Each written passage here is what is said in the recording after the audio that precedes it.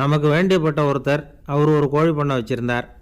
அந்த பண்ணையில் பாதி கோழி திடீர்னு செத்து போச்சு. உடனே ஒரு கால்நடை மருத்துவர்கிட்ட போக வேண்டியது தானே. அங்கே போகல. உள்ளூரில் மந்திரம் பண்ணிகிட்டு இருந்த ஒரு சாமியார்கிட்ட போனார். அவர் காலில் விழுந்தார். சாமி, என் பண்ணையில் பாதி கோழி செத்து போட்டுதுன்னார். சாமியார் யோசனை பண்ணார். சரி, பண்ணையில் வாசப்படி கிழக்கு பக்கமாக வச்சுருக்கியா மேற்கு பக்கமாக வச்சுருக்கியான்னு கேட்டார். கிழக்கு பக்கமாக இருக்குன்னார் அவர். அதுதான் தப்பு, மேற்கு பக்கமாக அதை மாற்று, சரியாக போடும்னாராம். அதே போல் இவர் போய் மாற்றிவிட்டார். அப்பவும் பாதி செத்து போச்சு. மறுபடியும் வந்து சொன்னார், சாமி மறுபடியும் பாதி கோழி செத்து போட்டுதேன்னார். சரி, கூரை எப்படி போட்டிருக்க, ஓடு போட்டிருக்கியா இல்லை கீத்து போட்டிருக்கியான்னார். ஓடு போட்டிருக்கேன்னாராம் அவர். அதுதான் தப்பு, அதை கீத்து போட்டுரும், சரியாக போடும்னாராம். சரின்னு போய் அதையும் மாற்றி பார்த்தார். மறுபடியும் போயிட்டுது, கோழி செத்து போச்சு. வந்தார். மறுபடியும் பாதி செத்து போச்சு சாமின்னு வந்தார். இவரும் யோசனையை மாற்றி மாற்றி சொல்லிகிட்டே இருக்கிறார். இப்படி அவரும் மாற்றி மாற்றி பார்த்தார். 6வது தடவையாக அவரை தேடிட்டு வந்தார்.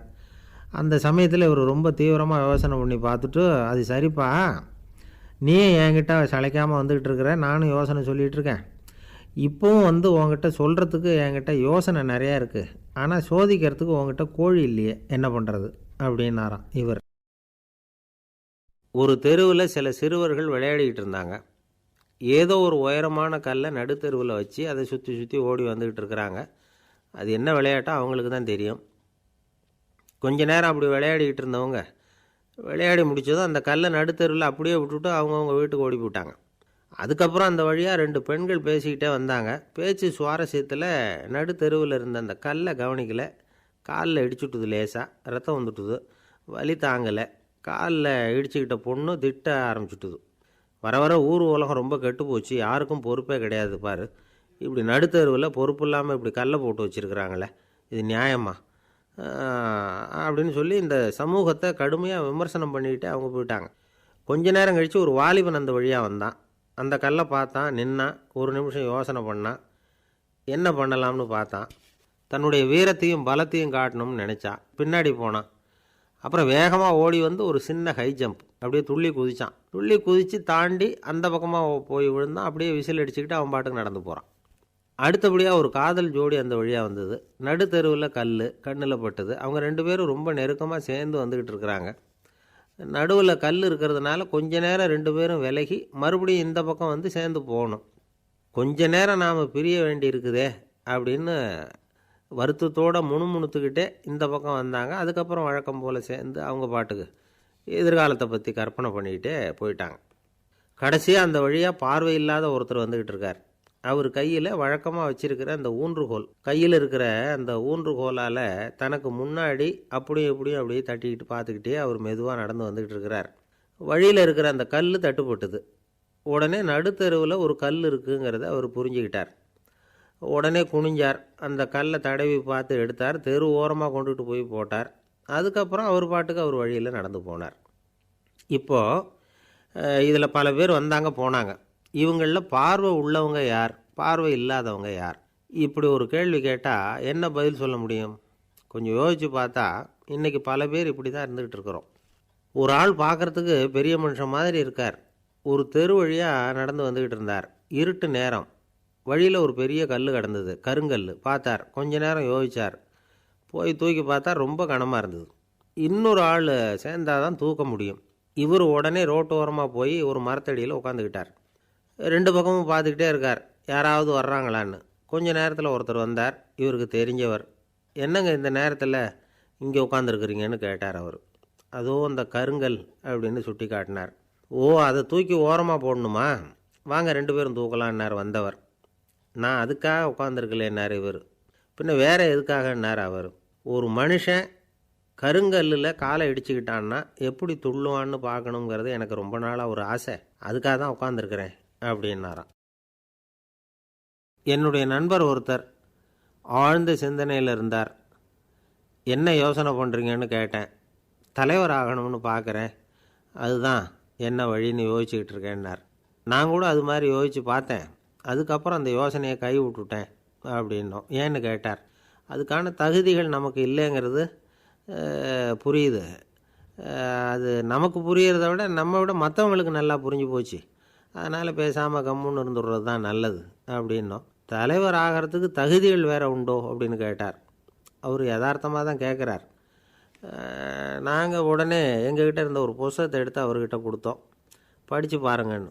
தலைவர் ஆகிறதுக்கு என்ன வழி அப்படிங்கிறத பற்றி அதில் போட்டிருக்கிறாங்க. முதல் வழி என்ன தெரியுமா? ஒரு 4 பேர் முன்னாடி இல்லைன்னா ஒரு கூட்டத்துக்கு முன்னாடி நீங்கள் பேச போகிறீங்க. அப்போ எப்படி ஆரம்பிக்கணும்னா, உண்மையான புகழ்ச்சி, நேர்மையான பாராட்டு, இதோடு ஆரம்பிக்கணும். எடுத்ததுமே அது சரியில்லை இது சரியில்லைன்னு பேசிகிட்டு இருக்கக்கூடாது. மக்களை பார்த்து நீங்கள் தான் தப்பு பண்ணிவிட்டீங்க அப்படின்னு நேரடியாக சொல்லக்கூடாது. தவறு இருந்தாலும் அதை மறைமுகமாக ஏதாவது கதை சொல்லி அதிலிருந்து அவங்க புரிஞ்சுக்கிற மாதிரி செய்யணும். அடுத்தவங்க பண்ண தப்பு என்னன்னு அலசறதுக்கு முன்னாடி நீங்கள் பண்ணின தப்பு என்னங்கிறத பற்றியே பேசுங்க. எதுக்கும் நேரடியாக உத்தரவு போட்டுக்கிட்டு இருக்கக்கூடாது. இதை நீங்கள் செய்யணும் அப்படின்னு சொல்கிறதுக்கு பதிலாக நீங்கள் இப்படி செஞ்சால் எப்படி இருக்கும் அப்படின்னு கேள்வி மாதிரி கேட்கணுமா. இப்படி கேட்டால் அது உத்தரவு மாதிரி தெரியாதான். அடுத்தவங்க மரியாதையை காப்பாற்றுறது மாதிரி பேசணுமா.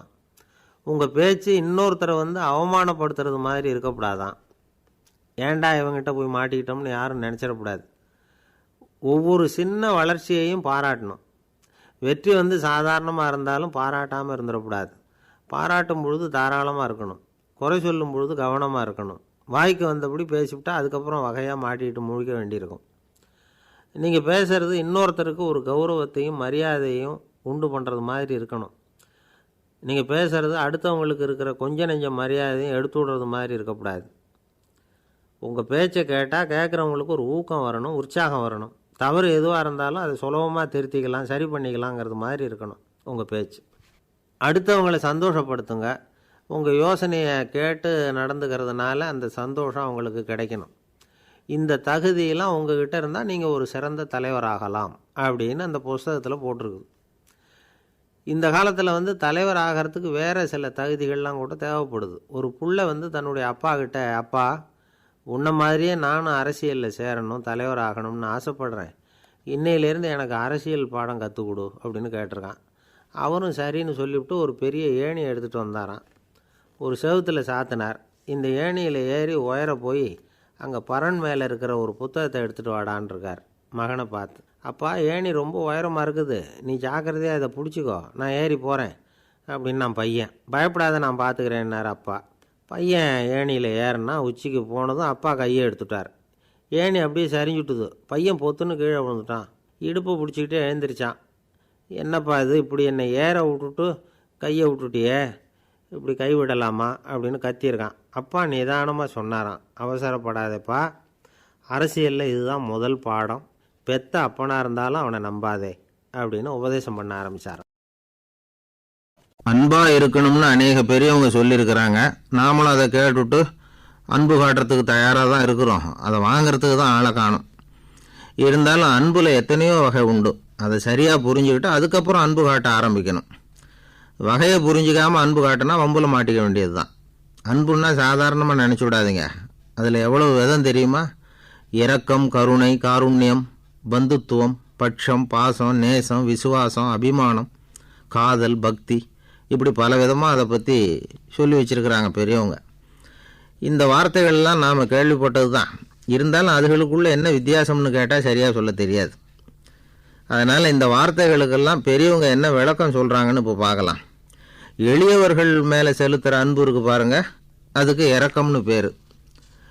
அறிவு பலம், சரீர பலம், இது ரெண்டும் இல்லாதவங்க மேலே, அதாவது வலிமையற்றவர்கள் மேலே செலுத்துகிற அன்பு இருக்குது பாருங்கள், அதுதான் கருணை. எறும்புலேருந்து யானை வரைக்கும் சகல ஜீவராசிகள் மேலேயும் காட்டுற அன்புக்கு காருண்யம்னு பேர், ஜீவகாருண்யம். சிவி சக்கரவர்த்தி காட்டின அன்பு இந்த ரகம். உறவினர்கள், சொந்தக்காரங்க, அவங்க வசதியாக இருந்தாலும் வறுமையில் இருந்தாலும் வித்தியாசம் இல்லாமல் காட்டுற அன்பு இருக்குது பாருங்கள், அதுக்கு பேர் பந்துத்துவம். ஒரு எஜமானன் வேலையாள்கிட்ட காட்டுற அன்பு இருக்குது பாருங்கள், அதுக்கு பேர் தான் பட்சம். அவனும் தன்னை மாதிரி மனுஷன்தாங்கிற நினப்பு வேணும். ஒரு தாய் தன்னுடைய குழந்தை மேலே, ஒரு குழந்தை தன்னுடைய தாய் மேலே செலுத்துகிற அன்புக்கு பாசம்னு பேர். ஈருடல் ஓர் உயிர்னு நினைக்கிறது இது. ராமரும் கௌசலையும் இதுக்கு உதாரணம். தம்மை ஒத்த நண்பர்கள்கிட்ட செலுத்துகிற அன்புக்கு நேசம்னு பேர். வயசு, செல்வம், அந்தஸ்து, இந்த வித்தியாசமெல்லாம் பார்க்காம அவங்க சுகதுக்கத்தில் சமபங்கு எடுத்துக்கிறது இது. கிருஷ்ணன் குசேலர்கிட்ட காட்டினது இந்த ரகம். வேலை செய்கிறவன் முதலாளிகிட்ட காட்டுற அன்புக்கு விசுவாசம்னு பேர். தேசத்து மேலேயும் தாய்மொழி பேர்லையும் செலுத்துகிற அன்புக்கு அபிமானம்னு பேர். தேசாபிமானம்னு சொல்கிறோமே இதுதான். ஒரு கணவன் மனைவி பேரில் காட்டுற அன்புக்கு காதல்னு பேர். கடவுள் பேரில் செலுத்துகிற அன்புக்கு பக்தின்னு பேர். இப்படி அன்புல பல ரகம் இருக்கிறப்போ அதில் உள்ள வித்தியாசம் தெரியாமல் இடம் மாற்றி அன்பு காட்டினா இடைஞ்சல் தான். சரி, இந்த அன்பை பற்றி விஞ்ஞானம் என்ன சொல்லுது தெரியுமா? இதயத்தை பாதுகாக்கிறதுக்கு முக்கியமாக தேவைப்படுற ஒன்று இந்த அன்பு தான்னு சொல்லுது. நெதர்லாந்து விஞ்ஞானிகள் இதை ஆராய்ச்சி பண்ணியே கண்டுபிடிச்சிருக்கிறாங்க. கொஞ்சம் முயல் குட்டிகளை 2 பிரிவாக பிரித்தாங்க. 2 குரூப்புக்கும் கொழுப்பு அதிகமாக உள்ள ஆகாரத்தையே கொடுத்துக்கிட்டு வந்தாங்க. ஆனால் ஒரு குரூப்புக்கு வெறுமன ஆகாரத்தை கொடுத்ததோடு சரி, இன்னொரு குரூப்பு முயல்களுக்கு ஆகாரம் கொடுத்ததோடு நிறுத்திக்கல. அதுக்கு முன்னாடி கூண்டுகளை திறந்து விட்டு முயல்களை கொஞ்ச நேரம் எடுத்து கொஞ்சி விட்டு அதுக்கப்புறமா ஆகாரம் கொடுத்தாராம் ஆராய்ச்சியாளர்.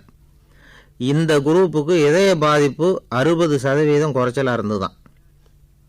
சில நோயாளிகளுக்கு ஹார்ட் அட்டாக் வந்தாலும் அதை தாங்கிக்கிட்டு குணமாகிற சக்தி அதிகமாக இருக்குது. இது எப்படின்னு ஆராய்ச்சி பண்ணி பார்த்துருக்குறாங்க. அவங்கெல்லாம் மனைவி தன் பேரில் ரொம்ப அன்பாக இருக்கிறதாக நினைக்கிறவங்களாம் இருக்கிறாங்களாம். இதய நோயாளிகள் பல பேரை சந்தித்து இதய நோய் ஏற்பட என்ன காரணம்னு கேட்டிருக்கிறாங்க. அவங்க சொன்ன காரணம்லாம் சாப்பாடு சம்மந்தமாக இல்லையா, மனைவி அன்பா இல்லை, இப்படிப்பட்ட காரணத்தை தான் சொல்கிறாங்களாம். அதனால் இதயத்தை பாதுகாக்கணும்னு நினைக்கிறவங்க அடுத்தவங்க அன்பாக இருக்கிறது மாதிரி பார்த்துக்குங்க, அதுதான் முக்கியம். ஒருத்தர் முகம் பூரா பிளாஸ்டரி போட்டுக்கிட்டு வந்தார். ரொம்ப கோபமாக, என்னங்க ஆச்சுன்னு விசாரித்தேன். எல்லாம் உங்களால் தான் சார்னார். விவரமாக சொல்லுங்களேன். என்ன உங்கள் தகவலை கேட்டுட்டு ஒரு பூனைக்குட்டியை கையில் எடுத்தேன், அன்பாக அதை தடவி கொடுக்கறதுக்காக. ஆனால் அது முந்திக்கிட்டது, அது என் முகத்தை தடவி கொடுத்துட்டுது. முகம் பூரா நகை கீறல், அதுதான் இப்படி அப்படின்னார். அன்புல அறிவு சேராததுனால வந்த கோளாறு இது. அவர் ஒரு பெரிய குடும்பத்தில் பிறந்தவர். இருக்கிற சொத்துக்கள் எல்லாத்தையும் வாரி வழங்கிவிட்டு காட்டுக்கு புறப்பட்டார் தவம் செய்கிறதுக்காக. இருந்தது பூராவும் கொடுத்துட்டார். இனிமேல் எதுவுமே இல்லை கொடுக்கறதுக்கு. அப்போது கடைசியாக ஒருத்தன் வந்து கையை நீட்டினான். ஐயா ஏதாவது கொடுங்கன்னா. அவர் பார்த்தார். கட்டியிருக்கிற வேட்டியை தவிர வேறு எதுவுமே இல்லை. 8 முழம் பட்டு வேட்டி ஜரிகை கரையோடு இருக்குது. கடைசியாக அதை தான் எடுத்து கட்டிக்கிட்டு அவர் புறப்பட்டுக்கிட்டு இருக்கிறார். அவர் பார்த்தார், எதிரில் அவன் பரிதாபமாக நின்றுக்கிட்டு இருக்கிறான். அந்த 8 முழ வேட்டியை 2ஆக கிழிச்சார். 4 முழத்தை அவங்ககிட்ட கொடுத்துட்டு மீதி 4 முழத்தை தன்னுடைய இடுப்பில் கட்டிக்கிட்டு அவர் காட்டுக்கு போயிட்டார். இவன் என்ன பண்ணான் தெரியுமா? கையில் கிடைச்ச 4 முழத்தை எடுத்துக்கிட்டு கடை வீதிக்கு போனான். பழைய பட்டு வேட்டி ஜருகை இதெல்லாம் விலைக்கு வாங்குகிற வணிகர் ஒருத்தர் இருந்தார். அவர்கிட்ட போனான். இதை விலைக்கு எடுத்துக்கிறீங்களான்னு கேட்டான். அவர் வாங்கி பார்த்தார். ஆஹா, ரொம்ப அருமையான வேட்டி, விலை ஒசந்த ஜருகை, இது ஏது உனக்குன்னு கேட்டார். அவன் நடந்ததை சொன்னான்.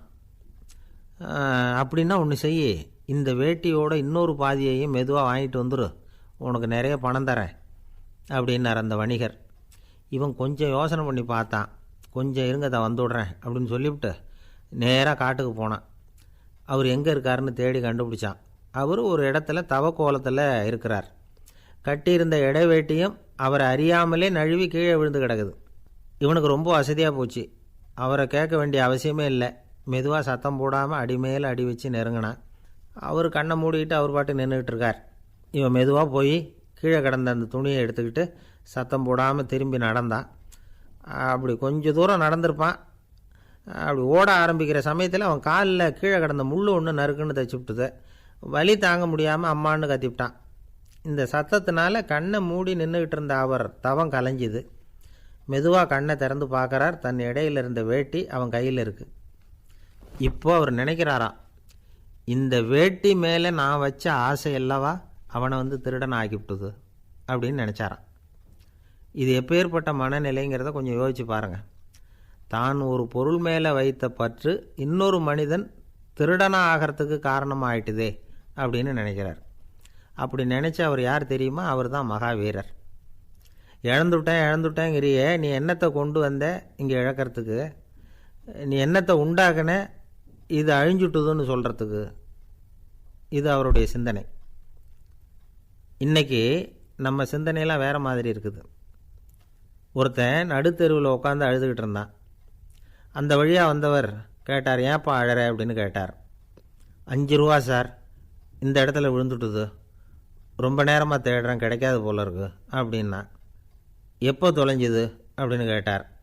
அது எனக்கு தெரியாது சார், பணத்தை தொலைச்சவன் தேடி பார்த்துட்டு போயிட்டான், நான் அவனுக்கு பின்னாடி தேட வந்தவன் அப்படின்னு சொல்லிவிட்டு மறுபடியும் தேட ஆரம்பித்தானான்.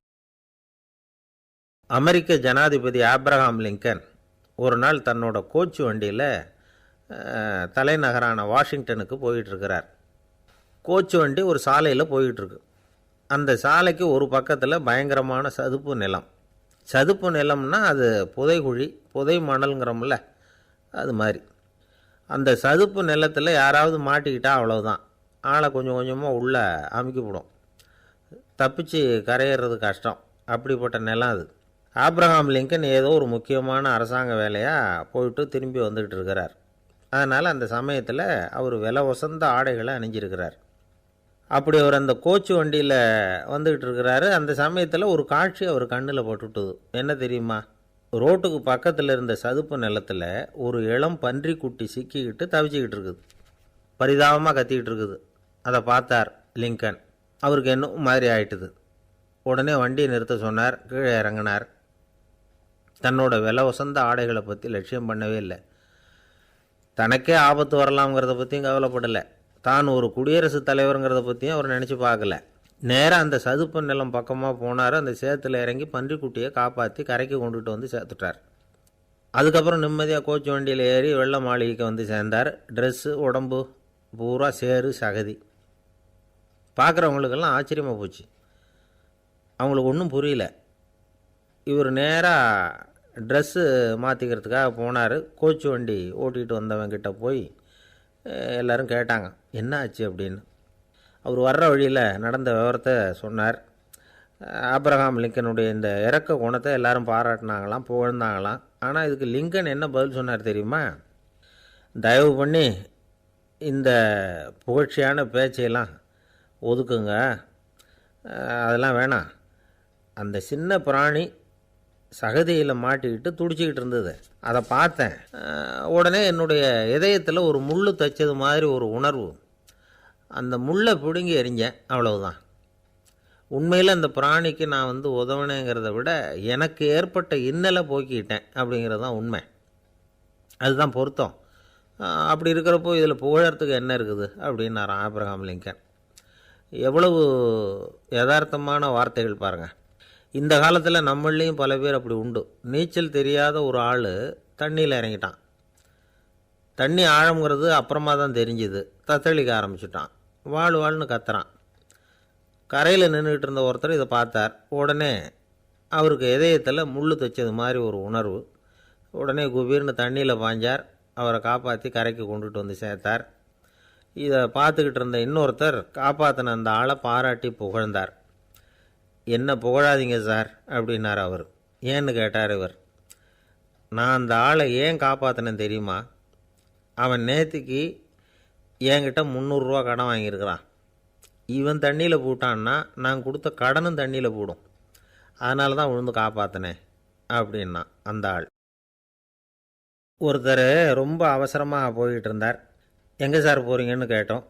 எனக்கு வேண்டியப்பட்ட ஒருத்தருக்கு குழந்தை பிறந்திருக்கிறதாக செய்தி வந்திருக்கு, அதுதான் ஆஸ்பத்திரிக்கு போயிட்டுருக்கேன், பார்த்துட்டு வரலாம்னு அப்படின்னார். அப்படின்னா கொஞ்சம் இப்படி உட்காருங்க அப்படின்னோம். சில விவரம்லாம் சொல்கிறேன், கேட்டுக்கிட்டு போங்க அப்படின்னோம். உட்காந்தார். அப்புறம் சொல்ல ஆரம்பித்தோம். புதுசாக பிறந்திருக்கிற ஒரு குழந்தைய பார்க்க போகிறதுன்னா அது சாதாரண விஷயம் இல்லை. அதில் ரொம்பவும் கவனமாக நடந்துக்கணும். புது குழந்தைக்கு நோய் சுலபமாக தொற்றும். முக்கியமாக காற்று மூலமாக பரவுகிற நோய்கள் சுலபமாக வந்துடும். அதனால் நமக்கு உடம்பு சரியில்லைன்னா குழந்தைய விட்டு கொஞ்சம் தள்ளியே இருக்கிறது தான் நல்லது. பெரியவங்களை பொறுத்த வரைக்கும் சாதாரணமாக உள்ள ஒரு கிருமி கூட குழந்தைய பொறுத்த வரைக்கும் ரொம்ப மோசமான ஒரு கிருமியாக இருக்கும். சில வெளிநாடுகளில் எப்படி தெரியுமா, பிறந்த குழந்தை தூங்கிக்கிட்டு இருக்கிற ஒரு ரூமுக்கு போகணும்னா போகிறவங்க முகமூடி போட்டுக்கணும், காலணிகளை மாற்றிக்கணும், அவ்வளவு சுத்தமாக உள்ளே போய் பார்த்துட்டு வரணும். பொதுவாக சில ஆஸ்பத்திரிகளில் பார்த்திங்கன்னா பார்வையாளர்கள் நேரத்தில் விசிட்டிங் ஹவர்ஸ் தாயை விட்டு குழந்தைய தனியாக பிரித்து வச்சுருவாங்க. எதுக்குன்னு நினைக்கிறீங்க? அந்த நேரம் பல பேர் வருவாங்க போவாங்க, அவங்க கை கால் சுத்தமாக இருக்காது. சுத்தம் இல்லாத கைகள் மூலமாக கிருமிகள் பரவும். சுத்தம் இல்லாத கைன்னா மண் தூசி படிஞ்சிருக்கிற கை மட்டும் தான் அர்த்தம் இல்லை. சாலையில் கையை வீசிக்கிட்டு நடந்து வர்றீங்க, குழந்தைய பொறுத்த வரைக்கும் அது கூட சுத்தம் இல்லாத கை தான். தாயை தவிர மற்றவங்க குழந்தைய தூக்காமல் பார்த்துக்கிறது நல்லது. தாய் கூட அளவோடு கொஞ்சிறதோடு நிறுத்திக்கணும். புதுசாக ஒரு குழந்தைய பெற்றுருக்கிற பொண்ணுக்கிட்ட மற்ற தாய்மார்கள் ஏதாவது சொல்லிக்கிட்டே இருப்பாங்க. குழந்தைய அப்படி வளர்க்கணும், இப்படி வளர்க்கணும் அப்படின்னு ஏதாவது அட்வைஸ் பண்ணிக்கிட்டே இருப்பாங்க. இப்படி ஓவராக அறிவுரை பண்ணுறது அந்த பொண்ணை குழப்பி விட்டுரும். அதனால் அப்படிலாம் பண்ணக்கூடாது. அந்த பெண்ணே ஏதாவது கேட்டால் கூட டாக்டர் சொல்ல வேண்டிய விவரங்களையெல்லாம் நாமே சொல்லிகிட்டு இருக்கக்கூடாது. புதுசாக பிறந்திருக்கிற குழந்தைய மட்டும்தான் இப்படி பார்க்கணும்னு இல்லை. ஒரு நோயாளி குழந்தைய பார்க்க போகிறதுனா கூட ரொம்ப எச்சரிக்கையாக தான் நடந்துக்கணும். ஒரு தின்பண்டமோ விளையாட்டு சாமானோ அந்த குழந்தைக்கு நாம் வாங்கிட்டு போகிறதா வச்சுக்குவோம். அதை நேராக கொண்டுகிட்டு போய் அந்த குழந்தைகிட்டே கொடுக்கக்கூடாது. அதோட அப்பா அம்மாக்கிட்ட ரகசியமாக கொடுக்கலாம். அவங்க முடிவு பண்ணட்டும் குழந்தைகிட்ட அதை கொடுக்கலாமா வேண்டாமாங்கிறத. அவங்களுக்கு தான் தெரியும் அதோட மனசும் உடம்பும். உங்கள் அக்கறையை காட்டுறதா நினச்சிக்கிட்டு குழந்தை வாயில் எதையும் கொண்டுட்டு போய் போடாதீங்க. போகிறப்போ உங்கள் வீட்டு குழந்தையும் அழைச்சிட்டு போகாதீங்க. இது நோயை வாங்கிட்டு வந்துடும், அல்லது புதுசாக ஒரு நோயை அதுக்கிட்ட கொடுத்துட்டு வந்துடும். என்னதான் உங்களுக்கு பழக்கமான குழந்தையாக இருந்தால் கூட அதுக்கு விருப்பம் இல்லைன்னா பேசக்கூடாது. அங்கே போய் அவங்க பள்ளிக்கூடத்தை ஞாபகப்படுத்திகிட்டு இருக்கக்கூடாது.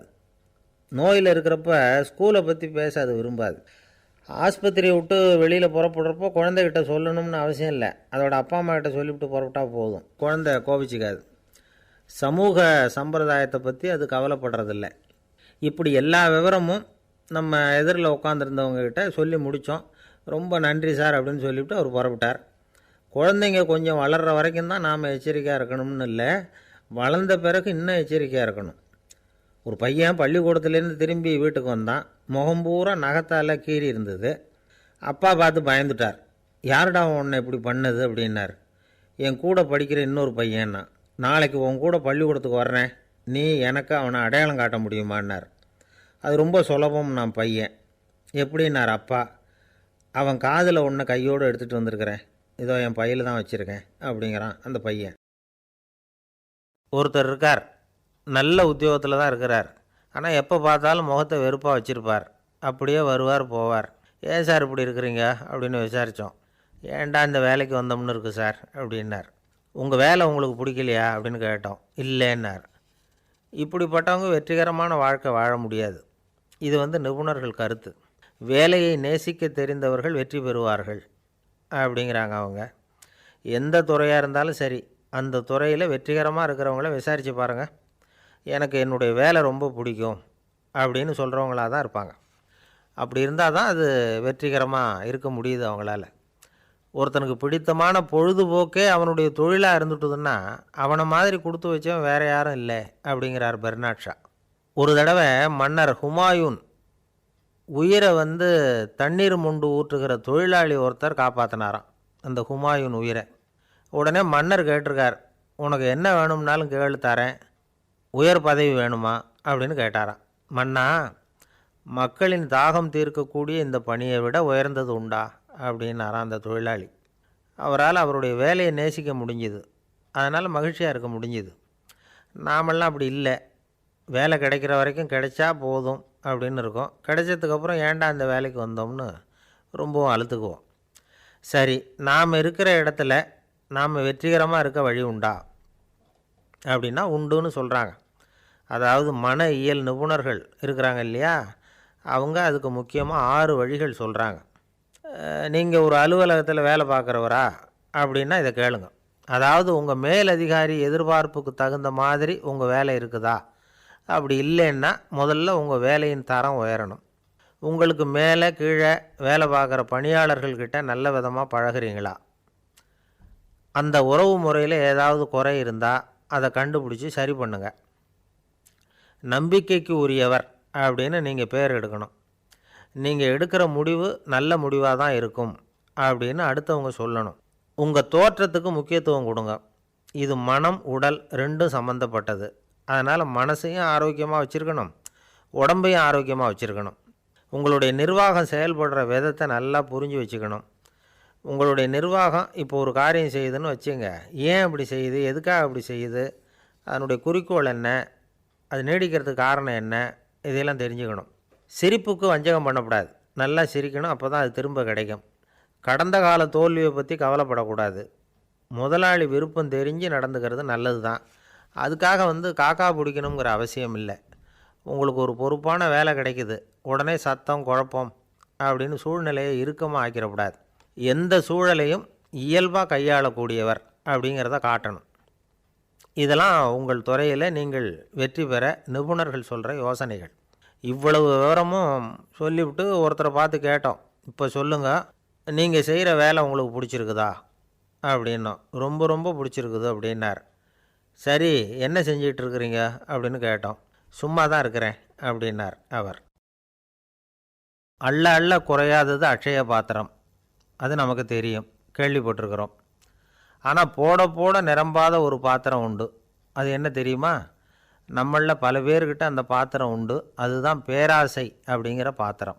அதை நிறைவு செய்யவே முடியாது. பேராசையை பற்றி சுஃபி இலக்கியத்தில் ஒரு பிரபலமான கதை உண்டாம். அதை ஒரு பெரியவர் எடுத்து சொல்லியிருக்கிறார். ஒரு மன்னர் நகர்வலம் போயிட்டுருக்கார். ஒரு பிச்சைக்காரன் மன்னர் எதிரில் வரான். பிச்சை போடுங்கோங்கிறான். என்னுடைய அமைதியை கெடுக்காதே போங்கிறார் மன்னர். அவன் சிரிக்கிறான். அரசே, உங்களுடைய அமைதி கெடக்கூடிய நிலையில் இருந்தால் அதுக்கு பேர் அமைதியே கிடையாது அப்படின்னு நானா. எதிரில் நிற்கிறது வெறும் பிச்சைக்காரன் இல்லை, யோகி அப்படிங்கிறத மன்னர் புரிஞ்சுக்கிட்டார். துறவியே, உங்களுக்கு என்ன வேணும்னாலும் கேளுங்க, கொடுக்குறேன்னாராம்.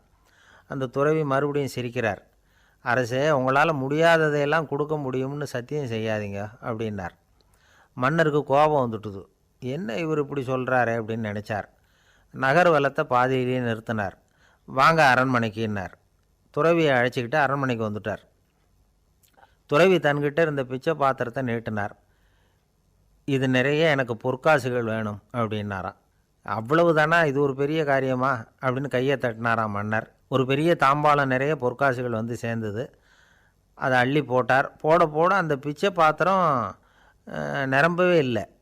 பொற்காசுகள் போட போட அவ்வளவையும் உள்ளே வாங்கிக்கிட்டே இருக்குது. அரசாங்க கஜானாவே காலி ஆகிட்டுது. மூட்டை மூட்டையாக பொற்காசுகளை கொட்டி பார்த்துட்டாங்க. அது முழுங்கிக்கிட்டே இருக்குது. கடைசி வரைக்கும் அந்த பிச்சை பாத்திரம் நிரம்பவே இல்லை. அரசர்கிட்ட இருந்த கர்வம் போயிட்டுது. அப்படியே பொத்துன்னு துறவி காலில் விழுந்தார். அப்போ அந்த துறவி சொன்னாராம், மன்னா, இந்த பிச்சை பாத்திரத்தை உங்களால் மட்டும் இல்லை, வேறு யாராலையும் நிரப்ப முடியாது. அதுக்கு என்ன காரணம்னா, இது சாதாரண பிச்சை பாத்திரம் இல்லை, பேராசைகளோடு வாழ்ந்து செத்துப்போன ஒரு மனிதனின் மண்டை ஓடுது அப்படின்னாராம். பாருங்கள், இதுதான் அந்த சுஃபி இலக்கிய கதை. செத்த பிறகும் நிறைவு இல்லைன்னா அது எப்பேற்பட்ட பேராசையாக இருக்கும்னு யோசித்து பார்த்துங்க. நம்மால் ஒருத்தர் கல்யாணம் பண்ணிக்க பொண்ணு பார்த்துக்கிட்டு இருந்தார். அழகு, அறிவு, படிப்பு எதுவும் தேவையில்லை, பணம் மட்டும் இருந்தால் போதும் அப்படின்னு பார்க்குறவங்ககிட்டெல்லாம் சொல்லி வச்சார். ரொம்ப நாளைக்கு அப்புறம் ஒரு பணக்காரர் கிடைச்சார். அவர் சொன்னார், இதை பாருங்கள், எனக்கு 20 வயசில் ஒரு மகள், அவளை நீங்கள் கல்யாணம் பண்ணிக்கிட்டா 2 லட்சம் பணம் கொடுப்பேன். 25 வயசில் ஒரு பொண்ணு, அவளை கல்யாணம் பண்ணிக்கிட்டா 2.5 லட்சம் தருவேன். 30 வயசில் ஒரு பொண்ணு இருக்கா, அவளை கல்யாணம் பண்ணிக்கிட்டா 3 லட்சம் தருவேன். என்ன சொல்கிற அப்படின்னாராம்.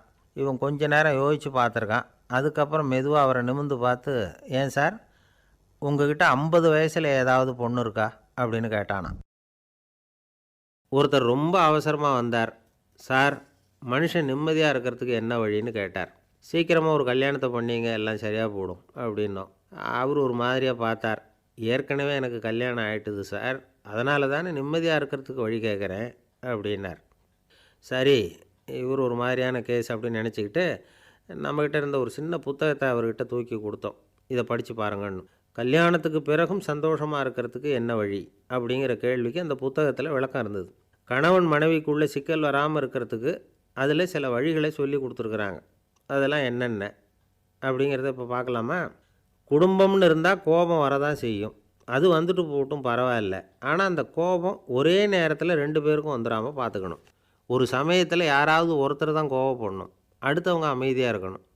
அதுக்கப்புறம் இவர் அமைதியான உடனே அவங்க ஆரம்பிச்சிக்கலாம். கோபமாக ஏதாவது சொன்னால் உடனே கோபமாக பதில் சொல்லக்கூடாது. கொஞ்சம் பொறுத்து கோபம் தீர்ந்த உடனே அந்த பதிலை சொல்லலாம். அப்போ பதில் கோபமாக இருந்தால் கூட அது அவ்வளோ பெருசாக தெரியாது. அற்ப விஷயத்துக்கெல்லாம் காய்ச்சி மூச்சுன்னு கத்திகிட்டு இருக்கக்கூடாது. உங்கள் 2 பேருக்குள்ளே ஒரு தர்க்கம் ஆரம்பமாயிட்டுதுன்னு வச்சுக்கோங்க. கடுமையாக 2 பேரும் விவாதம் பண்ணுறீங்க. உங்களில் ஒருத்தர் இதில் ஜெயிக்கணும்னா அது நீங்களாக இருக்க வேணாம், அடுத்தவங்க ஜெயிக்கிறதுக்கு நீங்கள் துணையாக இருங்களேன். அப்படின்னா நீங்கள் கொஞ்சம் விட்டு கொடுக்கணும், அவ்வளவுதான். ஏதாவது குத்தம் சொல்லணுமா, செஞ்ச தப்பை சுட்டி காட்டணுமா, விமர்சனம் பண்ணணுமா, பண்ணுங்க, வேணான்னு சொல்லலை. ஆனால் சொன்னதை அப்படி சொல்கிறத வந்து கொஞ்சம் அன்பாக இதமாக சொல்லுங்கள். எப்போ நடந்த தவறுகளையெல்லாம் இப்போ போய் மறுபடியும் ஞாபகப்படுத்திகிட்டு இருக்க வேண்டாம். நான் அப்போவே சொன்னேன் இந்த புடவை வேணாம்னு, நீங்கள் தான் கேட்கல, இப்போ பாருங்கள் கிழிஞ்சு போச்சு இப்படின்னு கத்துனாங்க ஒரு அம்மா. எப்போ சொன்னீங்கன்னு கேட்டால் ஒரு 10 வருஷத்துக்கு முன்னாடி தீபாவளி சமயத்தில் அப்படிங்கிறாங்க. அது என்ன இன்னும் அப்படியே புதுசாகவே இருக்கும்? உங்களுக்கு அவர் தான் பெருசு, அவருக்கு நீங்கள் தான் பெருசு. அதை விட இந்த உலகத்தில் வேறு எதுவும் முக்கியம் இல்லைன்னு நினைக்கணும். நீ தான் என்னுடைய உலகம்னு எத்தனை தடவை சொல்லியிருப்பீங்க? அதெல்லாம் வெறும் வசனமாக போயிடக்கூடாது. ஏதாவது ஒரு பிரச்சனையை பற்றி கடுமையாக விவாதம் பண்ணிக்கிட்டு இருக்கீங்க, அதை அப்படியே பாதியில் விட்டுட்டு படுக்கைக்கு போயிடக்கூடாது. சுச்சத்தை நாளைக்கு பேசிக்கலாம்னு. அப்படி போனால் தூக்கம் வராது. பிரச்சனையை ஒரு முடிவு பண்ணிக்கிட்டு அதுக்கப்புறமா தூங்க போகணும். ஒரு நாளில் ஒரு தடவையாவது உங்கள் ஜோடியை பாராட்டி நல்ல விதமாக கனிவாக ஒரு வார்த்தை சொல்லணும் அப்படின்னு தீர்மானம் பண்ணிங்க. ஏதாவது தப்பு பண்ணிவிட்டீங்கன்னா பரவாயில்ல, அதை ஒத்துக்கிறதுக்கும் மன்னிப்பு கேட்குறதுக்கும் தயாராக இருக்கணும். அது ஒன்றும் கேவலம் கிடையாது. வீட்டுக்குள்ளே தானே கேட்க போகிறீங்க, வெளியில் யாருக்கு தெரிய போகுதோ? எப்படியோ உங்களுக்குள்ளே ஒரு சமரசம் ஆனால் சரி தான். ஒரு தகராறுன்னு எடுத்துக்கிட்டால் குறைஞ்சபட்சம் அதுக்கு 2 பேர் தேவை. தனியாகவே உட்காந்துக்கிட்டு நான் இப்போ தகராறு பண்ணிகிட்டு இருக்கிறேன் அப்படின்னு யாரும் சொல்ல முடியாது. 2 பேர் தகராறு பண்ணுறாங்கன்னா பொதுவாக அந்த 2 பேரில் யார் அதிகமாக பேசுகிறாங்களோ அவங்க பேரில் தான் தப்பு இருக்கும். அதை மனசில் வச்சுக்கணும். இதெல்லாம் தான் அந்த புத்தகத்தில் போட்டிருக்கிற வழிமுறைகள். இவ்வளவும் சரியாக வரலைன்னா அப்புறமா சொல்லுங்கள், வேறு புத்தகம் ஏதாவது இருக்கான்னு தேடுவோம். ஒரு கணவன் தன்னுடைய மனைவியை அழைச்சிட்டு ஒரு மனோதத்துவ டாக்டர்கிட்ட வந்தாராம். டாக்டர், எங்களுக்கு கல்யாணம் ஆகி 30 வருஷ காலமாக நாங்கள் ஒரு விஷயத்தில் கூட ஒத்து போனதில்லை அப்படின்னு ஆரம்பித்தார். உடனே அந்த அம்மா குறுக்கிட்டு, அது 30 வருஷம் இல்லை 32 வருஷம் அப்படின்னாங்களாம். சில பேரை இப்படி சொல்கிறது உண்டு. அடுத்தவங்களை அனுசரித்து நடந்துக்க தெரியல, அவன் என்ன சார் மனுஷன் அப்படிம்பாங்க. சக மனிதர்களோடு எப்படி பழகிறது அப்படின்னு தெரியாததுனாலேயே பல பேர் இன்றைக்கி சங்கடப்பட்டுக்கிட்டு இருக்கிறாங்க. வசதி வாய்ப்பெல்லாம் சரியாக இருக்கும், ஆனால் வாழ்க்கை சரியாக இருக்காது. இன்னொருத்தர்கிட்ட எப்படி பேசுறது பழகிறதுங்கிறது தெரியாததுனால தான் இந்த அவஸ்தை. சரி, இந்த அவஸ்தை இல்லாமல் வாழறது எப்படி? இதுக்கு அனுபவசாலிகள் சில வழிமுறைகளை சொல்கிறாங்க. அதெல்லாம் என்னென்னங்கிறத இப்போ தெரிஞ்சுக்குவோம். முதல்ல நம்ம நாக்கு நம்ம கண்ட்ரோலில் இருக்கணும். வார்த்தைகளை கொட்டிவிட்டு அதுக்கப்புறம் அள்ள முடியாமல் கடந்து கஷ்டப்படக்கூடாது. எப்படி பேசுகிறோங்கிறதும் முக்கியம், பேசுகிறப்ப எப்படி முகத்தை வச்சுருக்கிறோங்கிறதும் முக்கியம். அன்பாக பேசினாலும் நல்லாயிருக்கும். அப்படி பேசுகிறப்ப ஆதரவாக அவர் தோள் மேலே ஒரு கையை போட்டுக்கிட்டு பேசினா இன்னமும் நல்லாயிருக்கும். 2வது விஷயம், இன்னொருத்தர்கிட்ட பேசுகிறப்போ வாக்குறுதிகளை அள்ளி வீசக்கூடாது. கொடுக்குற வாக்குறுதி குறைச்சலாக இருக்கணும். அப்படி கொடுத்த வாக்குறுதியை கண்டிப்பாக நிறைவேற்றணும். நாம் ஒருத்தரை பாராட்டுறோம் அல்லது அவரை பற்றி அபிப்பிராயம் சொல்கிறோம்னா அது ஆக்கப்பூர்வமாக இருக்கணும்.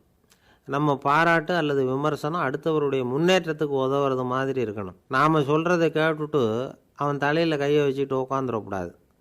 எப்பவும் உற்சாகமாக இருக்கணும், முகம் மலர்ச்சியாக இருக்கணும். மனுஷன் இருந்தால் வருத்தம், கவலை, ஏமாற்றம் எல்லாம் இருக்க தான் செய்யும். அதெல்லாம் மனசில் இருக்கட்டும். அந்த வருத்தமும் கவலையும் ஏமாற்றமும் சேர்ந்துக்கிட்டு நம்ம முகத்தில் இருக்கிற மலர்ச்சியை மூடி மறைக்கிறதுக்கு நாம் இடம் கொடுத்துடக்கூடாது. எந்த விஷயத்தை பற்றி யாருக்கிட்ட பேசினாலும் வெளிப்படையாக பேசணும், திறந்த மனசோடு பேசணும். மூடி மறைச்சி முழுங்கிக்கிட்டு இருக்கக்கூடாது. இன்னொருத்தர்கிட்ட பேசுகிறப்போ விவாதம் பண்ணுங்க, அது தப்பு இல்லை. ஆனால் வாதாடிக்கிட்டு இருக்கக்கூடாது. அதாவது என்ன சொல்கிறாங்கன்னா, டிஸ்கஸ் பண்ணலாம், ஆர்கியூ பண்ணக்கூடாதான். நம்மக்கிட்ட இருக்கிற நல்ல குணங்களை நாம் எடுத்து சொல்லிகிட்டு இருக்கக்கூடாது. அந்த நல்ல குணங்களே நம்மளை பற்றி எடுத்து சொல்லணும். அது மாதிரி நடந்துக்கணும். அதே மாதிரி அடுத்தவங்க கிட்ட உள்ள கெட்ட குணங்களை பற்றி அவசியம் இல்லாமல் நாம் பேச வேண்டியதில்லை. உங்களை பற்றி யாராவது தப்பாக பேசுகிறாங்களா, அப்படி அவங்க பேசுகிறதுல உண்மை இல்லையா அப்படின்னா அதை நீங்கள் பொருட்படுத்த வேண்டியதில்லை, விட்டுடலாம். அது தானாக போயிடும். ஒரு 4-5 பேரோட பேசிக்கிட்டு இருந்தீங்கன்னா எல்லாருக்கும் முக்கியத்துவம் கொடுங்க, யாரையும் அலட்சியப்படுத்தாதீங்க. தமாஷா பேசலாம், ஆனால் அவங்க தமாஷ் அடுத்தவங்களை கேலி பண்ணுறதா இருக்கக்கூடாது. நமக்கு கிடைக்க வேண்டியது கிடைக்கலையே அப்படிங்கிற தவிப்பு நம்மக்கிட்ட இருக்கக்கூடாது. அது தேவையில்லை. உங்கள் செயல்பாடுகள் தெளிவாக இருக்கட்டும், பாராட்டு தானாக அவங்கள தேடிட்டு வரும். இன்னொரு மனுஷனுடைய மனசில் கௌரவமான ஒரு இடத்த பிடிக்கணும்னா நாம் இந்த குணத்தையெல்லாம் நம்மக்கிட்ட வளர்த்துக்கணும். இதெல்லாம் அனுபவசாலிகள் சொல்லியிருக்கிற குறிப்புகள். இந்த குறிப்புகளை சரியாக புரிஞ்சுக்கணும், அது முக்கியம். தப்பாக புரிஞ்சுக்கிட்டா என்ன ஆகும் தெரியுமா? இதை கேளுங்க. ஒருத்தர் வந்தார், சார் அடுத்தவங்க தோள் மேலே கையை போட்டுக்கிட்டு அன்பாக பேசணும்னு சொன்னீங்க. அப்படி தான் பேசினேன். அவர் முதுகை கூட தட்டி கொடுத்தேன். என் வேலை போயிட்டுது சார், வீட்டுக்கு அனுப்பிச்சிட்டாங்க அப்படின்னார். யாருக்கிட்ட அப்படி பேசுனீங்கன்னு கேட்டோம். என் முதலாளிகிட்ட சார் அப்படிங்கிறார் ரொம்ப சோகமாக.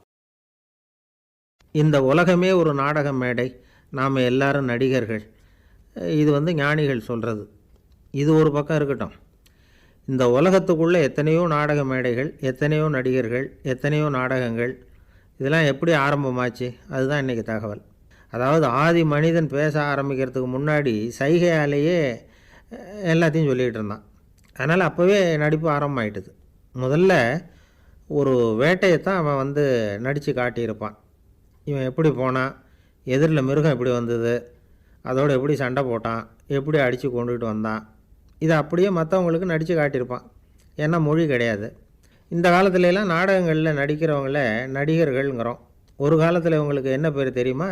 திஸ்பியர்கள் அப்படின்னு பேரான். இதுக்கு காரணம் உண்டு.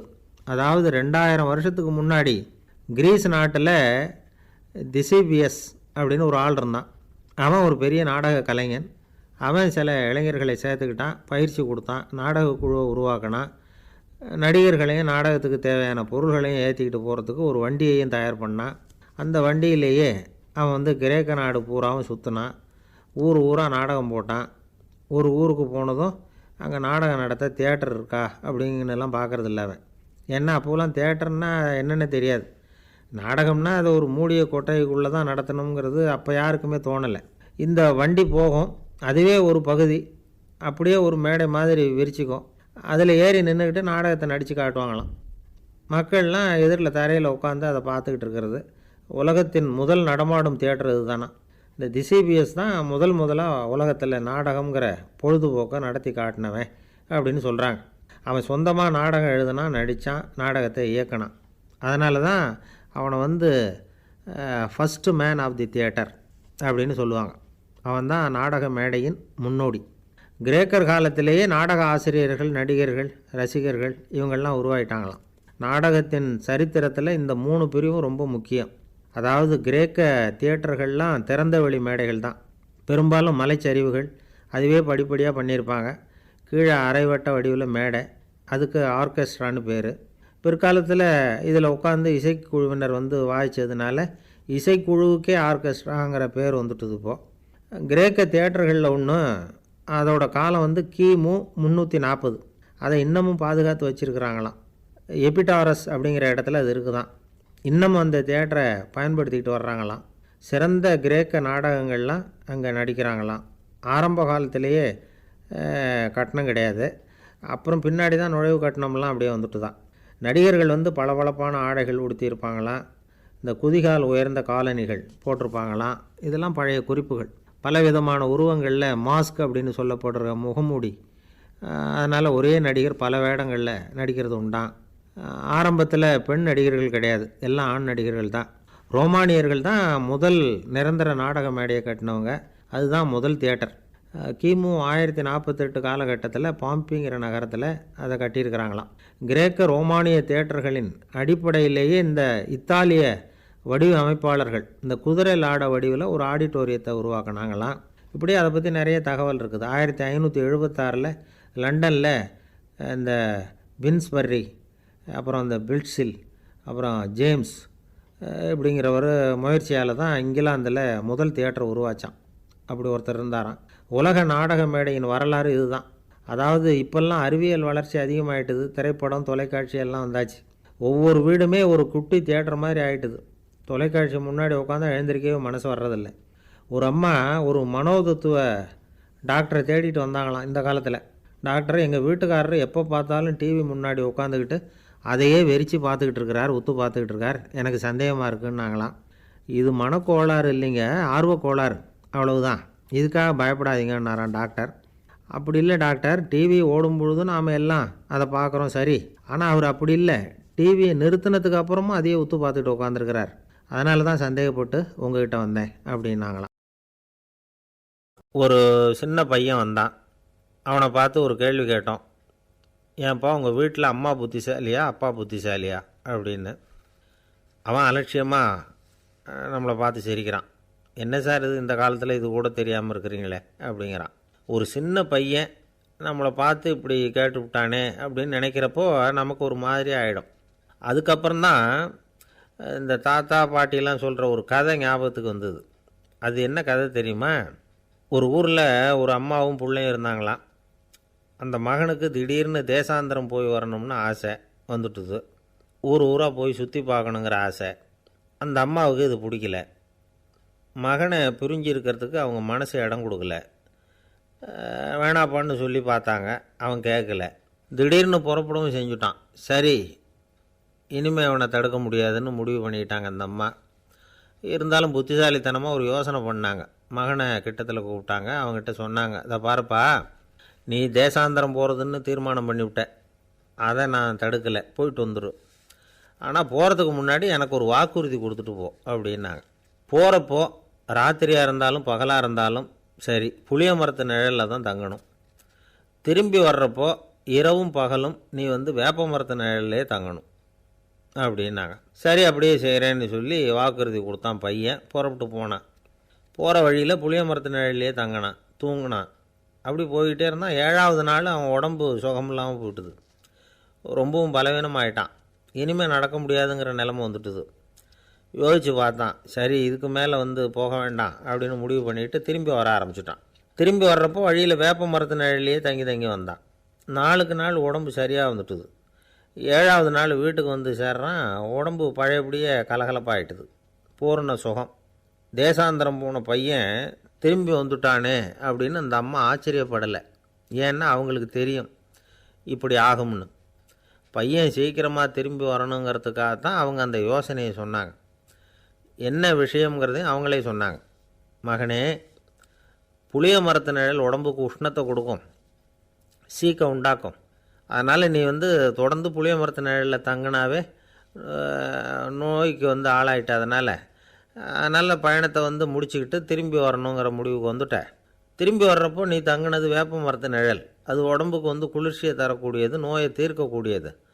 அதனால் சுகமாக வீட்டுக்கு சேர்ந்துட்ட. உன்னோட தேசாந்திர பயணத்தை தடுக்கிறதுக்காக தான் இப்படி பண்ணினேன் அப்படின்னாங்களாம் அந்த அம்மா.